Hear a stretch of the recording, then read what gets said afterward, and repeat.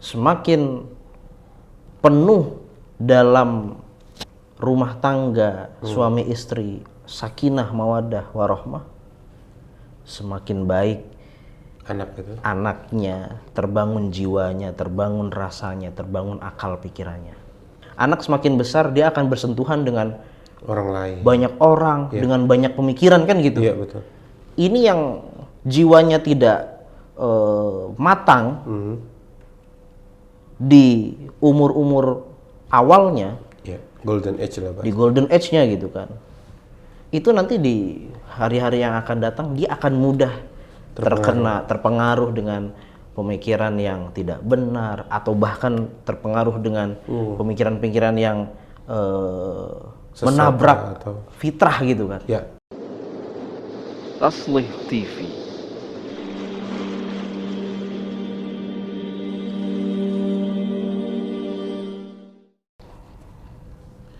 Bismillahirrahmanirrahim. Alhamdulillahirrabbilalamin.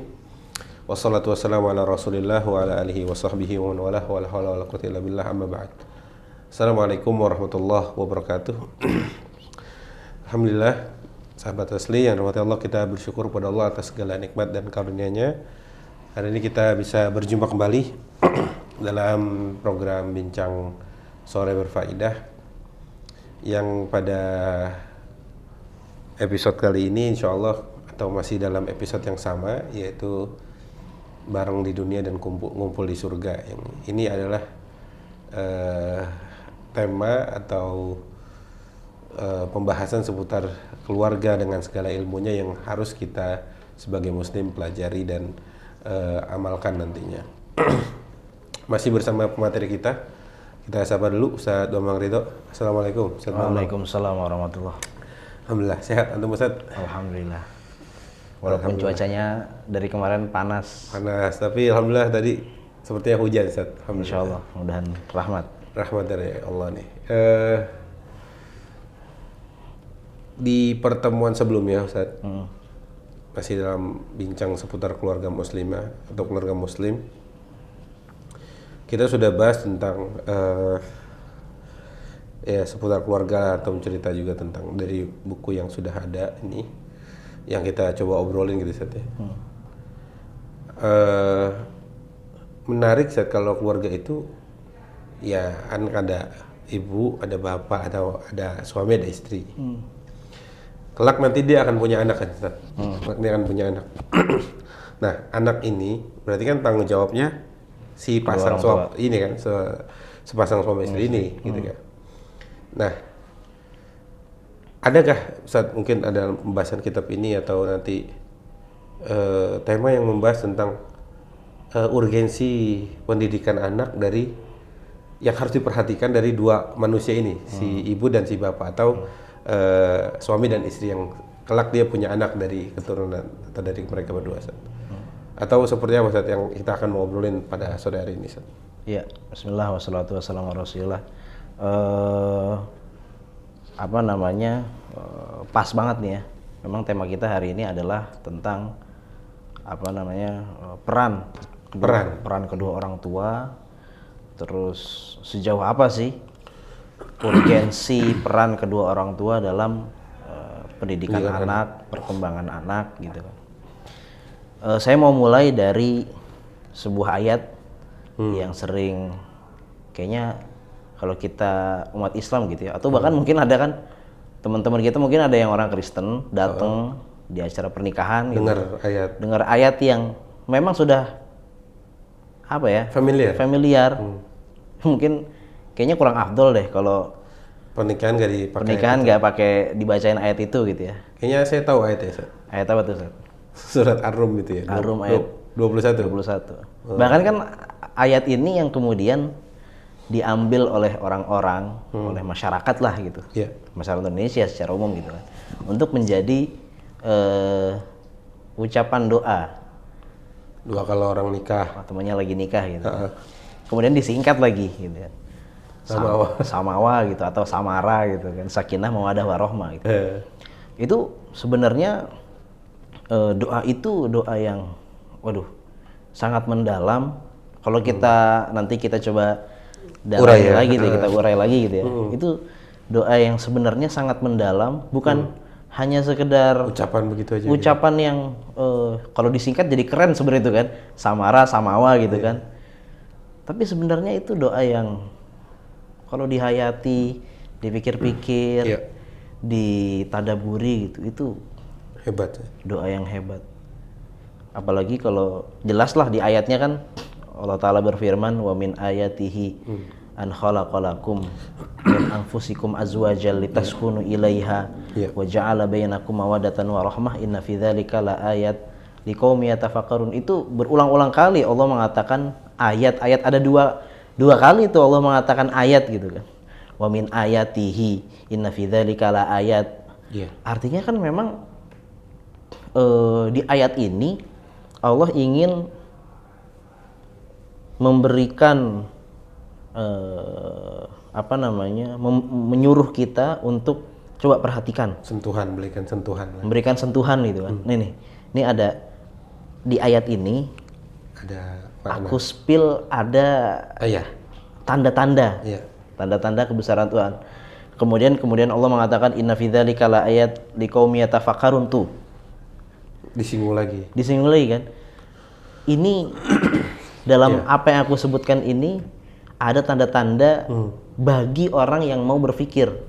Ya kan memang keunggulan manusia lah, keistimewaan manusia daripada makhluk-makhluk yang lain kan diberikan akal pikiran. Sehingga cara kita mensyukurinya ya paling tepat adalah dengan bertafakur, tafakur tanda-tanda kebesaran Allah gitu. Nah, yang unik tadi kita sebutkan samawa gitu kan, litas kunu ilaiha wa ja'ala bainakum mawaddatan wa rahmah, sakinah, mawaddah, warahmah. Ini di mana letak tanda kebesaran Allah dalam sakinah, mawaddah, warahmah ini di antara kedua pasangan gitu.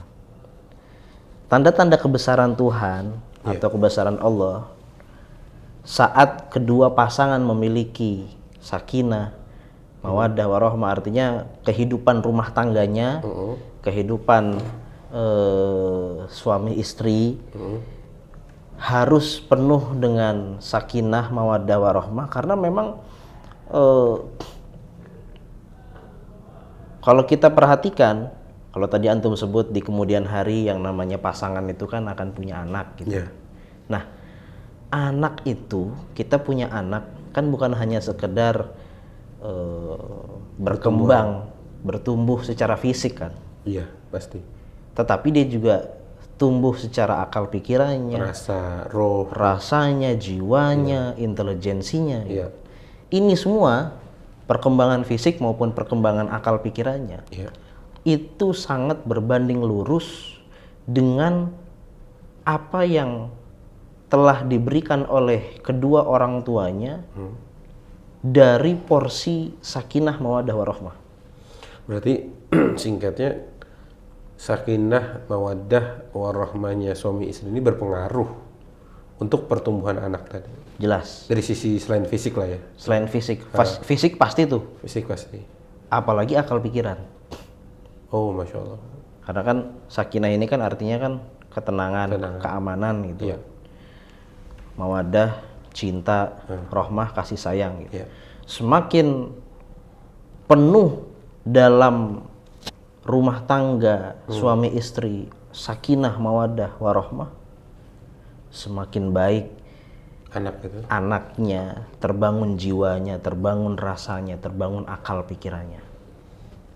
Berarti tadi kalau sebaliknya, berarti kalau semakin kosong dari sakinah, mawaddah dan rahmat tadi rumah tangga seseorang atau sebuah rumah tangga, berarti akan semakin kering juga. Akan semakin kering. Dan nanti akibatnya adalah saat kemudian rumah tangga kurang atau kosong dari sakinah, mawaddah, warahmah, dan itu kemudian mempengaruhi pada pertumbuhan anak-anak dalam sisi kejiwaan terutama gitu ya, sisi kejiwaan, akal pikiran gitu kan.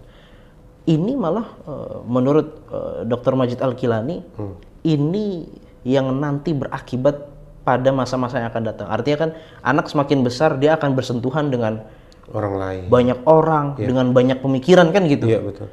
Ini yang jiwanya tidak matang di umur-umur awalnya, Ya, golden age lah, Pak. di golden age-nya gitu kan, itu nanti di hari-hari yang akan datang dia akan mudah terpengaruh dengan pemikiran yang tidak benar, atau bahkan terpengaruh dengan pemikiran-pemikiran yang Sesat menabrak atau- fitrah gitu kan. Ya. Itu sangat bahaya.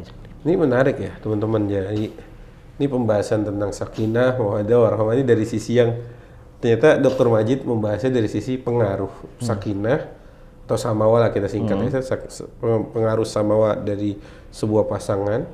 Itu pengaruhnya, dampaknya nanti akan sangat besar bagi pendidikan atau pertumbuhan anak. Pertumbuhan anak. Baik, apa aja yang beliau singgung dari pengaruh tersebut? Nah, Pertumbuhan apa sebenarnya? tadi kita sebut ada golden age. Iya, iya. Beberapa ahli dalam ilmu pendidikan anak secara khusus gitu kan. Iya. Mereka menyebut ada golden age. Artinya dari usia 0 sampai 6 itu memang usia emas di mana Dibentuk anak-anak itu. anak-anak itu membentuk jiwanya, membentuk rasanya, membentuk akal pikirannya gitu. Karena memang kan cepat sekali tuh pertumbuhan anak. Ya, nggak berasa tiba-tiba udah gede aja. Tiba-tiba udah gede gitu kan. Iya, Tiba-tiba bisa aja. iya. Tiba-tiba kalau kita salah ngomong dikit gitu ya. Bukan salah sih sebenarnya. Ya Asal udahlah, ngomong, asal ngomong gitu kan. Ya udahlah, tiba-tiba besok dia ya udahlah gitu juga kan. Bisa meniru. Bisa meniru, gampang meniru gitu. Memang pertumbuhannya cepat sekali. Nah, dalam usia golden age itu kan memang usia-usia di mana seorang anak membangun kejiwaannya gitu. Ya. Ada 5 unsur pembangun kejiwaan seorang anak. Apa yang beliau sebutkan di sini? Beliau sebutkan yang mana dalam 5 unsur ini harus, kalau kita berharap anak ini kejiwaannya bertumbuh dengan baik, berkembang dengan baik gitu kan, akan menjadi seorang anak yang istimewa, akal pikirannya, jiwanya gitu kan. Kalau mau seperti itu, nah itu di setiap unsur, di 5 unsur ini, di setiap unsurnya harus terpenuhi, harus penuh dengan sakinah, mawaddah, warahmah. Penasaran kita, 5 hal itu apa sih? 5 hal itu apa? Yang pertama adalah tahdidu dzat. Seorang anak itu kan pertama-tama dia tentu akan menjawab pertanyaan dalam dirinya. Siapa sih sebenarnya aku? Siapa saya? Siapa saya kan gitu kan. Artinya dia ingin menentukan identitas dia itu siapa gitu. Mendefinisikan dirinya itu siapa gitu. Pertanyaan ini akan dijawab oleh seorang anak dengan baik kalau dia mendapatkan, dan pasti jawabannya itu akan dipengaruhi oleh lingkup sosial terkecil, keluarganya. Artinya kan keluarga, tetangga kan gitu ya. Nanti baru lebih besar lagi sekolahnya, nanti negara kan gitu kan. Kan yang paling kecil kan dan paling dekat dan yang paling sering ketemu, paling basic lah gitu. Itu kan keluarga. Dia akan mendapatkan jawabannya di situ. Tentang siapa dirinya. Semakin sebuah rumah tangga, artinya semakin orang tuanya, ayahnya, ibunya memberikan keamanan, memberikan cinta, memberikan kasih sayang sebanyak mungkin, semakin dia bisa menentukan identitas dirinya dengan baik. Identitas diri dengan baik itu maksudnya si anak itu bilang saya ini adalah seorang manusia yang harus berbuat baik kan gitu kan. Saya muslim kah gitu misalkan. Bisa jadi gitu kan. Saya muslim kah gitu kan. Saya adalah makhluk yang diciptakan Allah untuk berbuat baik gitu. Karena dia melihat kebaikan. Dia melihat selalu kebaikan. Itu fitrahnya yang disentuh ya. Fitrahnya disentuh. Baru setelah itu atau bersamaan dengan itu, saat dia berusaha menjawab dalam dirinya gitu ya, abstrak tentunya ini, siapa saya gitu kan, dia tentu bertanya-tanya juga gitu kan, sejauh mana orang itu atau orang di sekelilingnya itu menerima dirinya. Oh, berarti tadi ya pengaruhnya tadi besarnya mawaddah, rahmah itu pengaruhnya tadi penerimaan tentang dirinya. Penerimaan tentang dirinya. Di lingkup terkecil dalam Di lingkup kehidupan terkecil. masyarakat ya.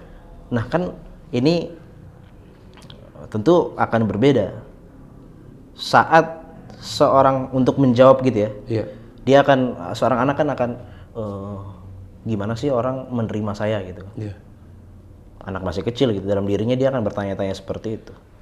Akan berbeda dia mendapatkan jawaban-jawaban tersebut kalau ada satu anak yang cukup mendapatkan perhatian atau bahkan memang perhatian dari orang tuanya besar, dan tentu perhatiannya itu ya penuh keamanan, penuh cinta, penuh kasih sayang. Berbeda kalau nanti orang tuanya kosong dari itu. Artinya misalnya gini, atau kalau ada anak yang dititipkan kepada orang lain gitu, Iya. dititipkan kepada pengasuh dan lain-lain, itu kan beda. Karena apa? Misalnya gini, anak kita itu pupuk gitu kan, Iya. buang air, Iya. itu kan kita sebagai orang tuanya kan biasa aja kan, Iya. biasa aja. Kita sudah terbiasa, Nggak jijik lah. nggak rasanya. jijik, karena memang kita cinta kan. Iya. Berbeda kalau kemudian Orang lain. diurus sama orang lain. Orang lain bisa jadi kan Jengkel atau jengkel, kebauan. bau nih gimana gitu. Iya. Itu kan anak merekam. Oh, Dia nggak suka sama saya. oh iya, ternyata seorang manusia itu bisa memberikan penolakan, bisa memberikan reaksi yang Iya. buruk ya, gitu kan. Berbeda kalau orang tuanya yang ngurusin gitu kan. Apalagi kalau kemudian dihadirkan cinta, dihadirkan kasih sayang, dihadirkan keamanan. Itu kan dia merasa, oh, Iya. kita tuh sebagai manusia tuh harus bisa memberikan kenyamanan, memberikan kasih sayang kepada orang-orang di sekitar kita, kan gitu. Iya, menarik ya tentang tahdidul zat tadi, Ustaz ya. Berarti apakah tahdidul zat itu, kalau saya boleh bertanya, Ustaz, apakah itu pengaruhnya dari 0 sampai 6 tahun, apa setelah itu masih ada kesempatan untuk si anak itu bisa menentukan tahdidul zat tadi? Wallah alam ya.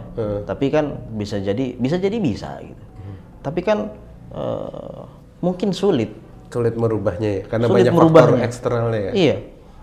Karena nanti di usia 6 ke atas itu kan dia sudah bertemu dengan sekolahnya, Iya. bertemu dengan orang-orang gitu kan. Iya, bukan cuma ayah dan ibunya. Bukannya kalau di 0 sampai 6 itu kan dia masih berada di lingkungan keluarga hampir full katakan gitu. Iya, full.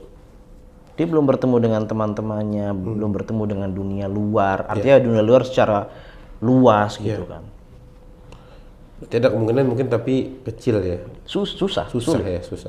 Memang pondasi. Makanya kemudian para pengamat mengatakan ini golden age gitu kan. Emas. Iya. Karena pondasinya di situ 0 sampai 6 itu. Jangan sampai dilewatin. Jangan sampai dilewatkan. Jangan disia-siakan juga. Jangan disia-siakan. Baik, Ustaz. Tadi kan tadi Ustaz. Yang kedua apa, Ustaz? Kalau tadi antum 5 sebutin. Tadi kan tadi zat, kemudian yang kedua tadi penerimaan diri. Oh, penerimaan. Penerimaan diri. Sejauh mana orang di sekitar saya menerima? Setelah si anak tadi mengetahui atau mendefinisikan dirinya, dia mulai merasakan orang nih sekitarnya gitu ya, penerimaan atau Sejauh penolakan. mana atau apa reaksi manusia di sekitar saya menerima saya ini? Ya, makanya anak tuh ya sama orang tuanya dekat, kan beda ya kalau ada anak ketemu orang baru tuh ya. Anak kita misalkan ketemu orang baru, dia pasti akan keep dulu tuh, akan nggak langsung serta-merta langsung bisa apa namanya akrab. bisa akrab gitu. Kalau sama kita kan kita baru pulang kerja gitu, ayah kan gitu. Iya, langsung. Bahkan ini kan kita baru pulang kerja kan masih bau nih. Iya, dia emang nggak mikir ya. Nggak mikir, karena memang ada kenyamanan gitu kan. Iya, kenyamanan, keamanan, kasih sayang. Kalau kita yang kadang, jangan Abi masih ini, atau Nah, itu ayah dia, masih kan? masih kotor dari jalan, kadang kita gitu. Anak mah nempel aja, lendotan aja gitu ya. Sebaliknya, kalau pagi-pagi anak kita bangun tidur, kan bau asam sebenarnya. Iya. Cuman asamnya itu enak. Saya malah berpikir, bisa nggak sih dibuat parfum baunya begini gitu. Karena baunya enak gitu. Malah nggak enak itu ntar. Iya. Karena parfum kan yang nyium orang lain juga. Ya belum tentu Bener juga ya. Iya. Tapi saya kadang mikir gitu, ini baunya enak banget nih gitu kan. Bau asem gimana gitu. Itulah apa namanya, emang nggak bisa digantikan posisi kita. Berarti yang kedua tadi adalah penerimaan sosial lah ya. Penerimaan sosial. Bisa dikatakan gitu nggak, Ustaz? Penerimaan sosial? Penerimaan sosial terhadap dirinya gitu ya. Itu pun disebabkan tadi penuhnya sakinah, mawaddah. Dipengaruhi sejauh mana samawa itu banyak dari orang tuanya. Semakin bagus. Penerimaan itu dia akan dapatkan, apalagi kalau singkat dari saya sih gini kan Ustaz ya. Kalau dia semakin nanti misal di umur 0 sampai 6-nya dia penuh dari kasih sayang orang tuanya, ketika dia mau mencoba ke dunia luar, dia nggak kehabisan figur atau dia akan kembali ke di mana gitu ya. Benar. Karena nanti mungkin ada antum bahas atau mungkin yang kita lihat hari ini, kenapa anak itu lebih dekat sama temennya bukan sama orang tuanya. Nah, jangan-jangan di umur segitu kosong dari ini ya. Bisa jadi. Yang ketiga apa Ustaz? Yang ketiga, kemudian nanti seorang anak mulai melihat setelah dia apa namanya mengetahui identitas diri, kemudian mengetahui bagaimana reaksi orang di sekitarnya terhadap dirinya gitu kan. Kemudian dia mulai, saya harus bersikap seperti apa? Saya harus bersikap seperti apa? Apa yang saya harus lakukan gitu kan? Sikap saya seperti apa? Gitu. Oh itu jelas. Karena yang pertama kali dia lihat adalah orang tuanya, ya jelas orang tuanya jadi contoh. Sangat berpengaruh besar. Sejauh mana orang tuanya memberikan contoh-contoh yang baik, terus ada samawanya itu, ya kan anak kemudian merekam gitu kan. Oh ini pilihan-pilihan saya bersikap seperti ini. Artinya dia sudah punya list untuk bersikap tuh seperti ini, seperti itu. Berarti menjadi orang tua tuh berat ya Sat? Ya berat. Tugasnya berat sekali Sat. Berat. Karena dia akan menjadi role model pertama bagi anaknya. Pastinya. Apalagi yang dilihat ini yang menurut dia benar. Menurut dia benar. Iya. Karena yang dilakukan oleh ayah saya atau ibu saya ini kebaikan mungkin kayak gitu. Nah, makanya jadi orang tua itu berat. Makanya kalau kita tidak berhasil ya akibatnya sangat berbahaya. Ancamannya juga apa namanya? Besar gitu kan. Tapi pengganjarannya kan besar. Iya. Apalagi kalau seorang ibu kan. Pasti. Pada siapa aku harus berbakti wahai Rasulullah? Ibu. Siapa lagi ibu? 3. Iya. Baru ayah kan gitu. Artinya inilah ya. Berbanding lurus dengan apa yang dirasakan, apa yang dilakukan dengan ganjaran yang nanti. Islam seperti itulah. Iya. Semakin sulit sebuah aktivitas, kegiatan, ibadah, semakin besar pahalanya. Kemudian yang keempat, seorang anak juga di usia-usia emas itu, dia akan membangun hati nuraninya. Kan tadi dia sudah dapat apa namanya? Contoh-contoh perilaku, sikap-sikap gitu. Iya. Dia juga akan membangun hati nuraninya. Hati nurani inilah yang kemudian menjadi standar dia. Oh, ini tidak baik, ini buruk. Perilaku ini tidak baik, perilaku ini buruk. Dalam dua hal ini, disinilah kita beruntung sebagai seorang muslim. Kita punya ajaran-ajaran, kita punya pedoman Al-Quran, Sunnah gitu kan. Yang mana memang ini wahyu datang dari Allah gitu. Sebagai sumber kebaikan. Dan yang istimewanya itu kan sumber kebaikan ini datang dari Allah. Allah itu pencipta manusia. Yang tahu detailnya. Yang tahu seluk-beluk manusia, sifatnya seperti apa, karakternya seperti apa. Jadi kan sebenarnya manusia itu sama aja dari zaman dulu sampai zaman sekarang kan. Dari zaman dulu anaknya Adam Habil dan Qabil bunuh-bunuhan gara-gara gengsi dan lain-lain gitu kan. Hari ini emang nggak ada yang bunuh-bunuhan. Ada, gara-gara itu ya sama gitu kan. Manusianya sama. Cuman mungkin teknologinya berubah, ininya berubah, apanya berubah, tapi sama aja manusianya gitu. Nah, kita punya pedoman ajaran yang diturunkan oleh zat yang memang menciptakan kita. Yang tahu seluk-beluknya manusia. Yang tahu seluk-beluk. Nah, ini kemudian Dr. Majid Al-Kilani kan biasa, beliau sering mengcompare kan. Nah ini keuntungan kita sebagai seorang muslim, itu kita punya ajaran-ajaran yang memang istimewa gitu. Dibandingkan kalau orang harus mengambil ajaran-ajarannya dari hasil pengalaman manusia yang harus bersusah payah gitu kan, dan tentu manusia itu kan serba kekurangan, banyak kesalahannya. Mungkin saat dia menganalisis, oh seperti ini tuh harusnya seperti ini, itu kan bisa jadi salah total gitu kan. Banyak ajaran eksperimen manusia gitu kan. Berbeda kalau dari Al-Quran, dari Sunnah. Sehingga tuh tadi kalau kita balik ke nomor 4, mungkin si anak itu atau kita sebagai orang tua dibekali yang cukup nih. Ini loh sumber kebaikan. Dimana kalau kamu mencontoh ini, anak nanti nyontoh yang ini gitu ya. Seperti itu. Jadi tugasnya juga balik ke orang tua. Ke orang tua lagi. Sejauh mana kemudian kita memperdalam ilmu, kemudian menghadirkan samawa tadi kan. Lagi-lagi kan.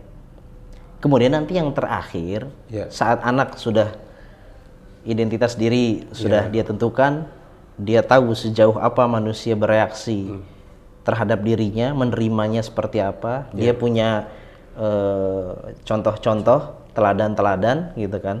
Kemudian dia sudah memiliki hati nurani, bisa membedakan mana yang baik, mana yang buruk. Ini kan kemudian dia baru oke, sekarang waktunya saya mencoba. Kalau saya melakukan ini, apa reaksinya? Apa reaksi? Dalam arti ganjaran apa yang saya dapat kalau saya melakukan ini? Atau saya melakukan itu, ganjarannya apa? Nah, lagi-lagi kan, samawa dari kedua orang tua. Anak, ya namanya anak kecil kan kadang mukul-mukul kita gitu kan. Kan mereka belum tahu kan. Kalau kemudian kita tidak menghadirkan samawa, kamu apaan sih kan gitu kan. Itu kan anak kemudian, ternyata tuh seperti ini nggak boleh dan harus kasar ya gitu kan. Akhirnya nanti temennya saat melakukan hal itu gitu, mungkin tidak sengaja atau bagaimana, dia akan melakukan itu juga, melakukan kekasaran itu juga. Beda kalau kemudian kita menghadirkan samawa gitu kan. Nak, nggak boleh, jangan nak gitu ya, disayang dong kan gitu kan. Itu kan nanti kemudian contoh kecilnya kucing, kadang kucing kan gitu kan. Iya anak main keplak aja kan. Kalau kita sebagai orang tua ya disayang kucingnya. Oh dia tahu, jadi dia udah slow. Walaupun hati-hati, cakar juga. Nah ini 5 unsur dalam pertumbuhan kejiwaan seorang anak, yang mana kalau kita mau jiwa anak kita itu matang, dalam arti dia tumbuh dengan baik, sesuai yang kita harapkan, 5 unsur ini harus penuh dengan sakinah, mawaddah warahmah. Masya Allah. Baik Ustaz, jazakallah khairan. Ini sepertinya kita waktunya sudah cukup Ustaz untuk bahas ini. Karena tapi menariknya teman-teman, apa yang selama ini kita dengar tentang kalimat samawa itu Ustaz, ya di pesta pernikahan atau dalam ucapan broadcast pesan teks gitu di media sosial, atau mungkin dari hasil ngaji-ngaji kita itu ya belum kita dengar yang seperti ini dari hasil kajiannya Dr. Majid Ihsan Kilani ini, yang itu punya pengaruh besar untuk pertumbuhan anak gitu, dari sakinah, mawaddah dan rahmat tadi. Ternyata ini pengaruhnya besar, apalagi pertumbuhan anak yang non fisik ya, yang jiwa. Baik, terima kasih Ustaz Bambang Ridho atas kesediaan waktunya dan sudah berbagi ilmunya. Apa ada yang Anda mau sampaikan Ustaz sebagai closing statement? Cukup, insya Allah. Mungkin kalau tadi kita katakan memang kedua orang tua harus menghadirkan samawa itu gitu. Tapi kan harus kita ingat juga kan, pada pertemuan lalu sempat kita sebut tuh, namanya kehidupan rumah tangga itu kan tidak seperti surga, artinya ya ada aja lah tantangannya gitu. Artinya pertanyaan berikutnya, bagaimana kita bisa menghadirkan samawa di tengah tantangan-tantangan yang mungkin terkadang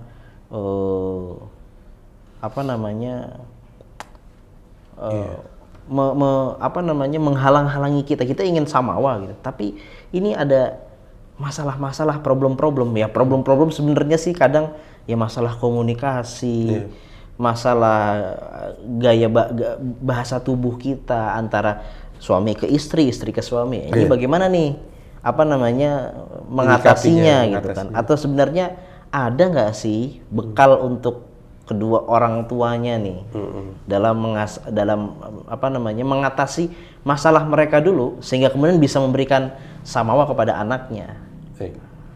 Kita bahas kapan itu? Insya Allah dalam pertemuan yang akan datang. Masya Allah. Jadi kalau nggak sampai selesai atau dengerin podcast ini rasanya ada yang ganjel, ada yang sesuatu yang kurang. Baik, terima kasih sekali lagi Ustaz Bambang Ridho, jazakallah khairan atas sharing dan atas kesediaan waktunya dan ilmunya yang telah diberikan kepada kita semua. Sahabat taslih rahmati Allah, kembali insya Allah mengingatkan bahwa ini akan terus berlanjut, episode-episode akan berepisode-episode ini, maka agar ilmu kita utuh, insya Allah teman-teman dan sahabat semua bisa menyaksikannya insya Allah secara utuh pula. Mungkin itu dari saya selaku pembawa acara. Saya Abdul Khair Rahmat undur diri. Terima kasih atas perhatian dan terima kasih atas waktu dan perhatiannya. Saya Abdul Khair Rahmat undur diri. Assalamualaikum warahmatullahi wabarakatuh. Taslih TV.